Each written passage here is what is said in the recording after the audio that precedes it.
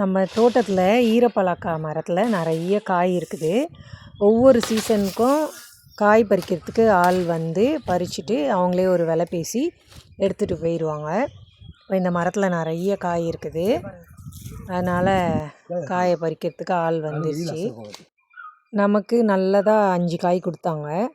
அதை வாங்கிட்டு நான் வீட்டுக்கு போயிட்டேன். அவங்க வந்து காயெல்லாம் பறித்து பேக்கில் வந்து அதே மரத்து இலைய போட்டு அடிப்படாமல் அழகாக பேக் பண்ணுவாங்க. ஏன்னா இது கொண்டு போய் மார்க்கெட்லேயோ கடையிலையோ போடுற வரைக்கும் எதுவும் அடிப்படாமல் இருக்கணும், அப்போ தான் நல்லாயிருக்கும். நான் வீட்டுக்கு எடுத்துகிட்டு வந்ததை நல்லா மெலிசாக சீவ சொல்லிவிட்டு உப்பு மஞ்சள் போட்டு சிப்ஸு போட்டாச்சு.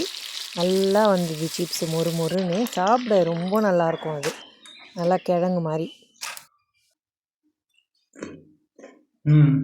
நல்லா மொறு மொறுன்னு நல்லா இருக்குது.